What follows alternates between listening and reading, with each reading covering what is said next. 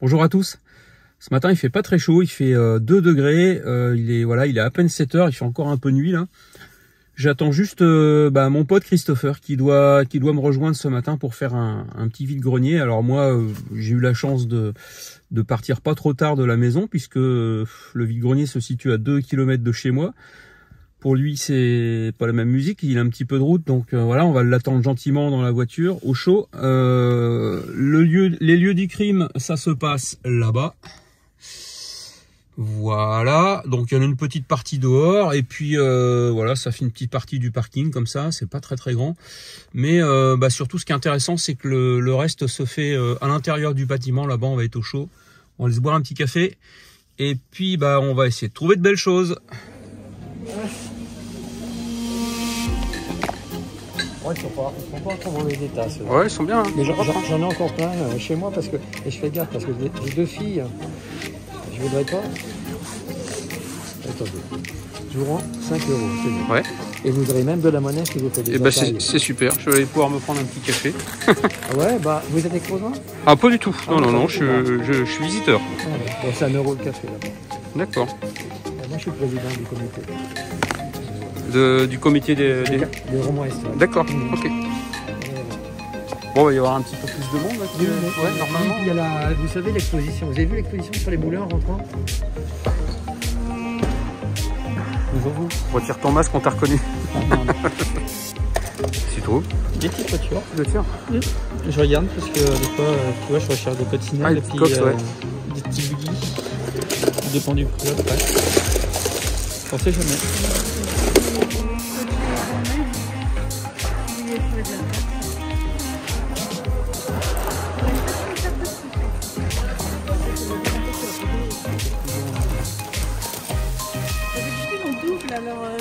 C'est marrant ça. Ouais, mais c'est pas une version papier. Bah non. De base. La boîte est grise. C'est une boîte platinum. Boîte platinum.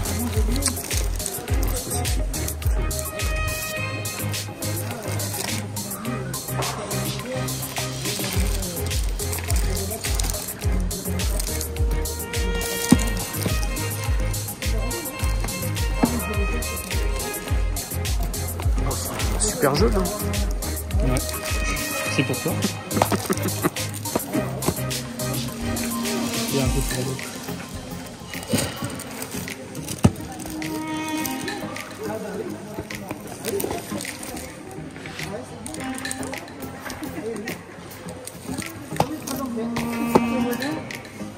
Regarde, on va dire que j'ai rien de très simple.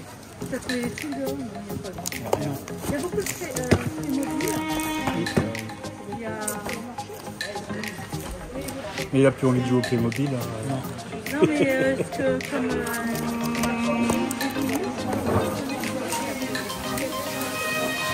Tu peux l'ouvrir, François? Oui, c'est bien que c'est juste pour protéger. Non, mais je préfère te demander. Voilà.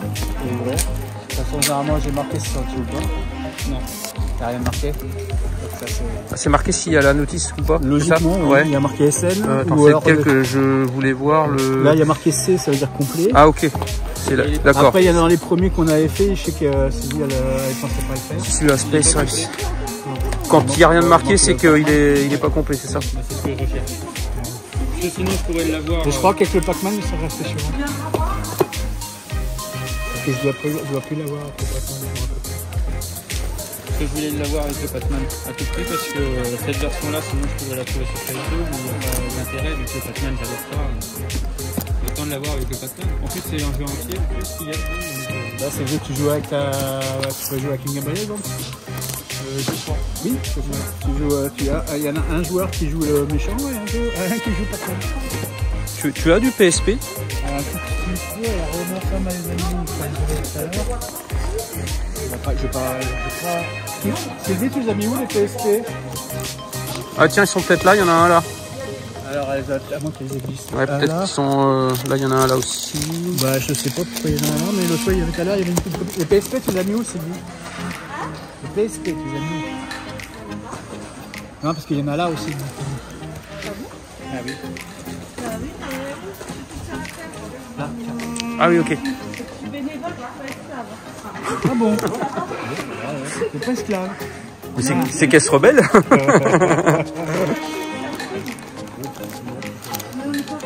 C'est quoi celui-là, réflexe? C'est dommage. Moi, je les ai mis là, mais je... Ouais, vas-y. Installe. Je te pose la question parce que tu les avais empilés là-bas et puis que je savais pas que tu les avais mis.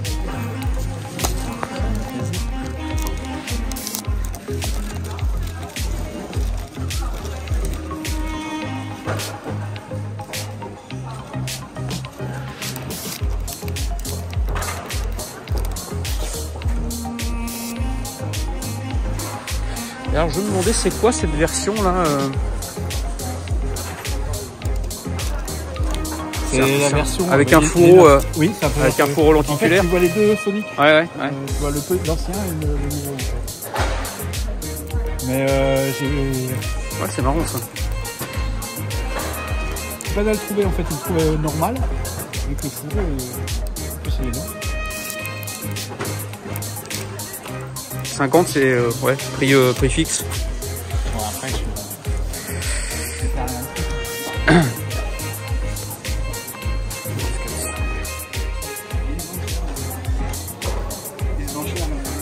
Bah ouais. surtout en neuf. Même en open, ils sont chers. Quand il y a le truc. Ouais, merci.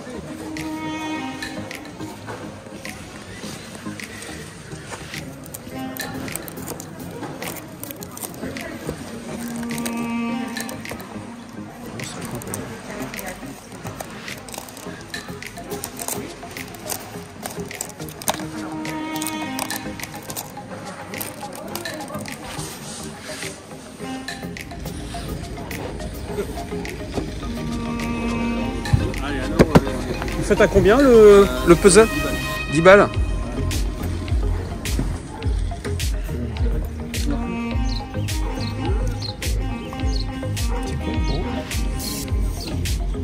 Là, c'est Un bricot. C'est de 2 à 5 ans. Hein. c'est notre âge, c'est bon. C'est à peu près ça. Non, c'est bon, c'est ça.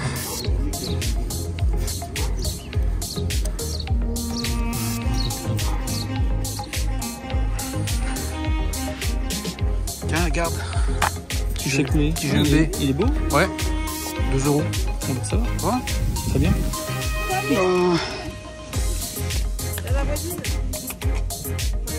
Ah oui, c'est un format locatif en fait. Ah, monsieur Nicolas. C'est un format de location V2000, c'est pas de la VHS. Ouais, c'est original. Mais venez chez monsieur. J'ai regardé dans le sac. Eh ben, allez-y, je vois que vous cherchez. Voilà, là j'ai pas le lecteur, ça, mais pour la collecte, ça peut être pas mal. Tout dépend du prix. Ouais, tout dépend du prix, ouais. Et à l'unité, si je vous prends celle-là, là, moi, il y a que celle-là. Celle-ci, elle est collector 2 €. Collector, voilà, comme vous y allez.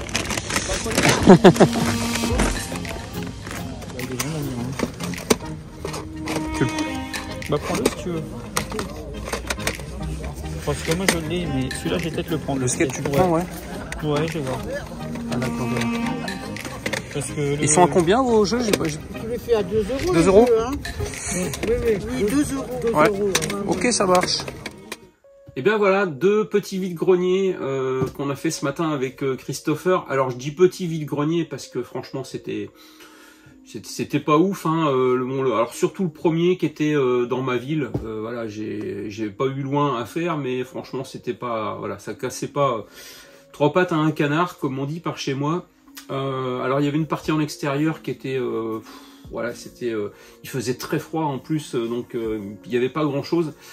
Après il y avait une partie en intérieur, malheureusement ça ouvrait qu'à 8 h, donc on s'est gelé un peu les miquettes pendant une bonne heure. On était boire un petit café en face, et puis après on a attendu pour rentrer dans ce hall où là voilà, il y avait des choses assez sympas. Vous le voyez d'ailleurs sur les petites images, notamment un grand stand, hein, alors c'était un vendeur professionnel, hein, on le connaît un petit peu parce qu'il expose dans pas mal de vide-greniers du coin, donc voilà, ça fait plusieurs fois qu'on le voit. Et puis après j'ai trouvé quand même quelques petites choses assez sympathiques, mais surtout sur le deuxième vide-grenier qu'on a fait juste après, qui était à une quinzaine de kilomètres du premier. Donc on est parti sur le deuxième, on a filmé un petit peu aussi là-bas, et puis là par contre ouais, j'ai trouvé des choses intéressantes et assez originales, des choses que je ne trouve pas d'habitude ou que je n'achète pas sur les vide-greniers.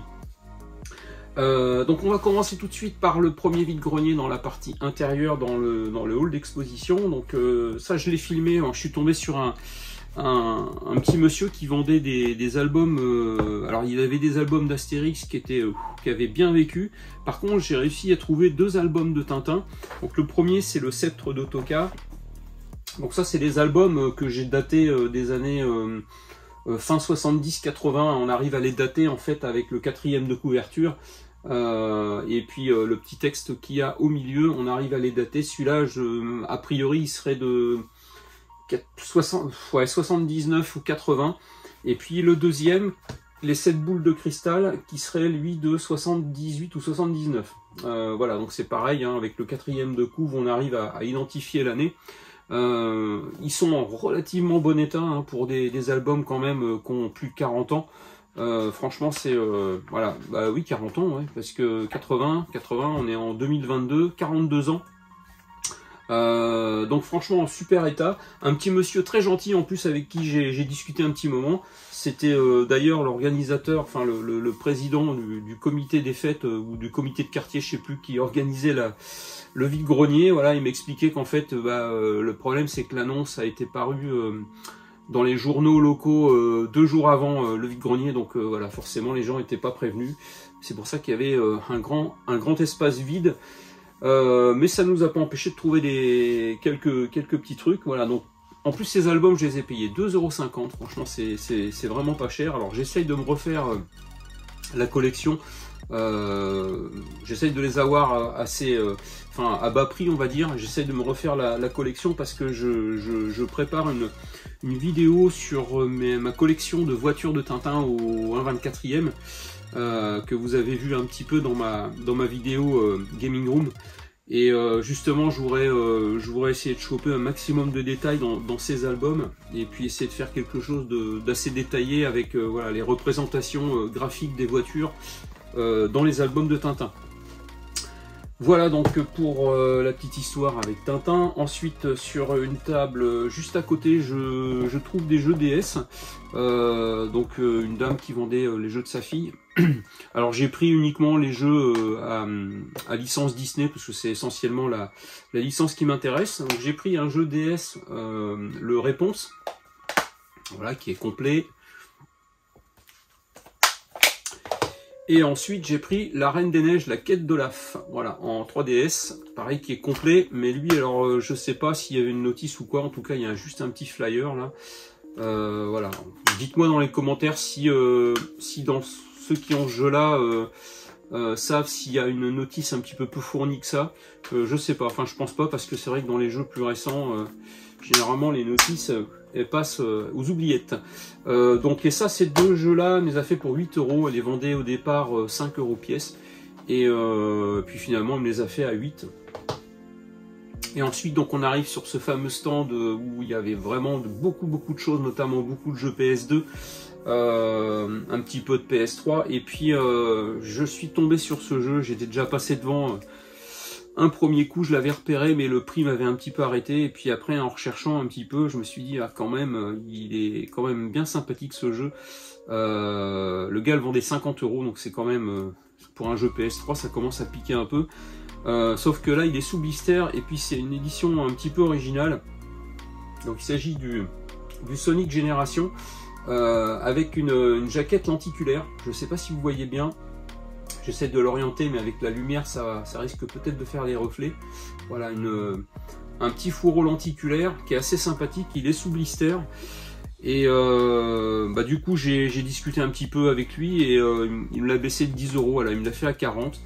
Bon, ça restait pardon, ma limite acceptable pour ce genre de jeu, sachant qu'effectivement je l'ai pas trouvé en arrivant à la maison. J'ai fait des recherches un petit peu, on le trouve pas, que ce soit sur eBay. Alors il est en français, hein, et je pense que c'est le jeu qui était dans le coffret collector. Il y a un gros coffret Sonic, un petit peu comme un cube, avec la figurine de Sonic à l'intérieur et un artbook, et je crois qu'il y a ce jeu dedans. Alors dites-moi dans les commentaires si vous avez des infos d'où peut provenir ce jeu.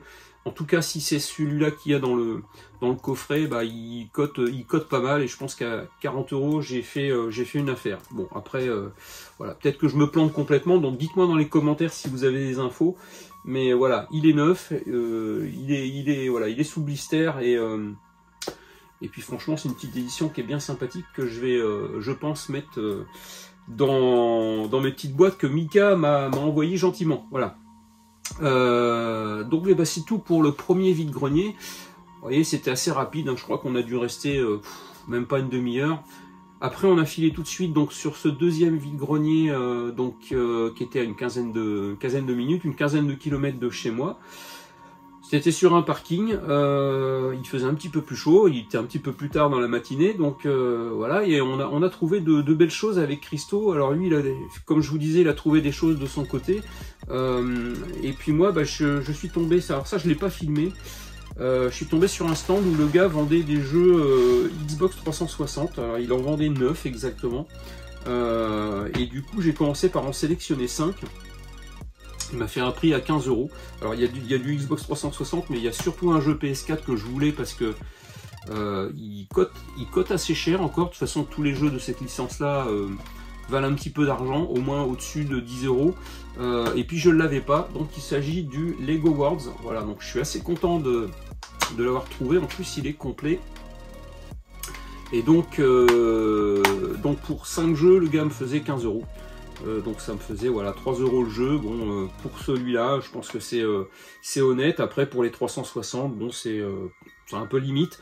Il me rend la monnaie, donc je lui donne un billet de 20, il me rend la monnaie, 5 €, et puis bah, il me dit bah, si vous prenez le reste de la pile, donc il en restait 4, voilà, je vous l'ai fait 5 €. Donc et ben ça m'a fait du coup 9 jeux pour 20 balles, donc voilà, donc une bonne moyenne, un petit peu plus de 2 €, 2,50 € le jeu, donc c'est relativement pas mal, surtout dans cette pile il y avait celui-là.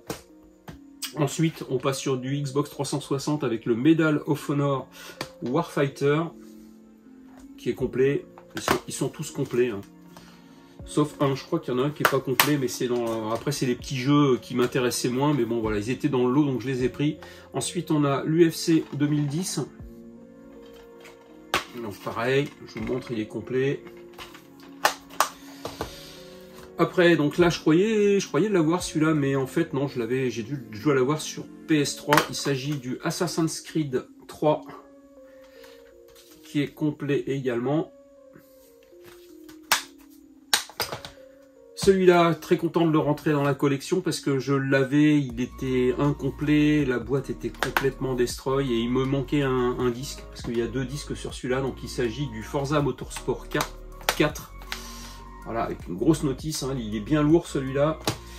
Celui-là c'est pareil, je l'ai jamais vu, il s'agit du Test Drive Ferrari Racing Legend. Voilà, bon c'est essentiellement des jeux de bagnole, hein. Après c'est pas forcément ma cam, mais... après ça peut être sympa d'avoir ça dans la collection, puis d'essayer d'y jouer. Après mon Forza, on sait que c'est une valeur sûre, mais celui-là Ferrari je connais pas. Ensuite le SmackDown 2010. Bon, après ça c'est des jeux que moi je suis pas fan de ces jeux là, donc je sais pas si je le garderai ou s'il partira dans les échanges. Et puis après bon c'est voilà, c'est du Need for Speed en Platinum, sans notice. Voilà, il a rien pour lui celui-là. Et puis un petit FIFA 14. Voilà, pareil. En plus, il est, bah non, il y a juste un petit flyer à l'intérieur. Voilà, donc ces 3 derniers jeux là, je pense que ceux-là, ils rentreront pas dans la collection dans un premier temps. Je pense que ça partira à l'échange. Voilà, où je ferai un lot en concours. Enfin, on verra bien. Ensuite, donc sur ce stand c'était tout. Un petit peu plus loin, je suis tombé sur un gars qui vendait des 45 tours et je lui ai pris un petit 45 tours des histoires racontées de Maya au secours de Flip. Voilà, donc j'en ai 2-3 des comme ça, des 45 tours. Donc ça, alors il est un petit peu pas mal usé, hein, sur la couverture, mais sinon l'intérieur il est franchement en bon état. Le disque, c'est étonnant parce qu'en plus les disques comme ça, ils sont à même le carton, à même la couverture, donc franchement Ça, voilà, ça vieillit mal, mais il est en bon état. Par contre, voilà, c'est la petite couverture qui est un petit peu usagée sur le côté. Je vais la mettre en pochette plastique, ça va lui redonner une petite fraîcheur. Ensuite, alors on va passer sur un truc qui n'a rien à voir avec le jeu vidéo, avec la musique ou quoi que ce soit, mais j'ai trouvé relativement sympa, en plus pour le prix qu'elle me l'a fait à 2 €. Voilà, je vous montre ce que c'est, je vous montre la boîte. Je ne sais pas si vous allez deviner à la boîte ce que c'est. Voilà, il s'appelle le Galaxy Viewer. Donc quand on voit un petit peu la typographie et puis les logos, on peut bien deviner que ça vient des années 60. En fait, il y avait la boîte sur la table, la boîte était posée comme ça, et puis il y avait une petite machine. Donc la boîte elle est complète, hein, il y a une petite notice. Alors je vais vous montrer la notice, vous allez voir ce que c'est. Alors c'est pas une télé, hein, parce que c'est quand même relativement petit, mais il y a la petite notice. Printed in Hong Kong, alors c'était même pas fait au Japon, c'était fait à Hong Kong. Voilà, il y a la petite notice. Donc c'est plus que complet, hein. Et puis à l'intérieur, j'ai même vu, il y a la petite, le petit sachet de billes déshydratantes, hein, pour voilà, éviter l'humidité, et il est en tissu. Les trucs qu'on a maintenant, c'est de l'espèce de papier un peu alvéolé, là voilà, il est en tissu, donc c'est plutôt marrant. La boîte elle est relativement en bon état, donc pour un objet de déco c'est déjà pas mal, mais moi je pense que je vais m'en servir, parce que voilà ce que c'est. Donc c'est en fait une visionneuse pour diapositives. Alors pour ceux qui sont plus jeunes et qui ne savent pas ce que c'est que diapositive, en fait c'est l'ancêtre de la photographie papier. Je crois même qu'on en a fait assez longtemps après, pendant la photographie papier, sur des petits blocs de carton. À l'intérieur on avait la pellicule de la photo. Mon père en a beaucoup, d'ailleurs j'en ai récupéré, j'en ai une caisse à chaussures pleine que je peux pas regarder parce que j'avais pas cette petite machine. Je pense qu'il va falloir que je change les piles. Et en fait, on enfile la diapositive dans la fente sur le dessus et on visionne devant avec un espèce d'écran en forme de loupe la diapositive. Il y a une petite lampe pour projeter la lumière à travers la pellicule et c'est assez sympathique d'avoir ça. Je vais falloir que je le démonte. Il y a une petite vis derrière. Je vais le démonter. Il doit y avoir une pile à l'intérieur et puis une petite lampe. Ça doit pas être bien méchant à changer parce que je pense que depuis le temps, à moins que les piles aient été changées, mais ça m'étonne. Voilà, donc je trouve ça plutôt sympathique, surtout pour 2 €. Voilà, ça mange pas de pain et en plus, si ça marche pas, ça fera un bel objet de déco dans la collection à côté de mon Lestrade. J'avais trouvé un Lestrade, les petites jumelles, en fait, où on met des cartes de paysages européens. Moi, c'est un truc ouais, avec les différentes capitales d'Europe. Donc voilà, le petit Galaxy Viewer, je vais pouvoir enfin me regarder mes diapositives. Ensuite, toujours dans les choses improbables, je tombe sur un stand un petit peu plus loin sur ça, la Panthère Rose. Voilà, donc qu'est-ce que c'est que ce truc? Et bien en fait, c'est tout simplement une bobine de film. Alors une bobine de dessin animé, hein, pour le coup, je pense. Voilà, qui est fichu comme ça, donc c'est un peu comme une bobine de cinéma, hein. Donc je pense que c'est du Super 8. J'ai pas le projecteur, mais j'essaye désespérément de m'en trouver un parce que j'en ai une quarantaine de films Super 8 comme ça, des années fin des années 60, début 70, hein, de toute mon enfance. Mon père filmait beaucoup. J'ai plein de films que je peux pas regarder et puis ça m'embête. On peut les faire maintenant numériser sur du DVD, bon ça m'embête un peu et puis ça coûte une blinde en plus. Voilà, donc j'essaye de trouver désespérément un projecteur. Le plus compliqué c'est de trouver les lampes parce que les lampes grillent, c'est des lampes qui chauffent très fort. D'ailleurs c'est pour ça que je me suis aperçu de ça sur la boîte, il y a marqué pellicule inflammable parce que souvent ce genre de film, quand ça patinait un peu, la lampe pouvait fondre le film donc et foutre le feu carrément dans le projo, hein. Donc voilà, donc je trouve ça plutôt sympa, même si ça marche pas, comme le Galaxy Viewer en déco dans une vitrine, ça fait assez sympa et je regrette de ne pas en avoir pris d'autres. Elle me l'a vendu 2 €. Oui, c'était 2 € ou 5 €. Non, c'était 5 €. Et il y en avait d'autres, notamment un Tom et Jerry. Bon, voilà, après, je pense que c'est une petite dame que j'arriverai à retrouver. La brocante qu'on a fait ce matin, là, c'est une brocante récurrente tous les mois. Donc, je pense que le mois prochain, si... je viens de m'apercevoir qu'à l'époque, ça coûtait 220 francs 50. C'est ça? Ouais, 220 francs 50. Voilà. Donc, 220 francs, ça fait du... j'arrive même plus à convertir. Voilà, à cette heure-là, j'arrive plus à convertir. Vous faites la conversion vous-même. On continue dans les choses un peu improbables. Cet objet, l'inspecteur ne renonce jamais. On pourrait croire que c'est une VHS.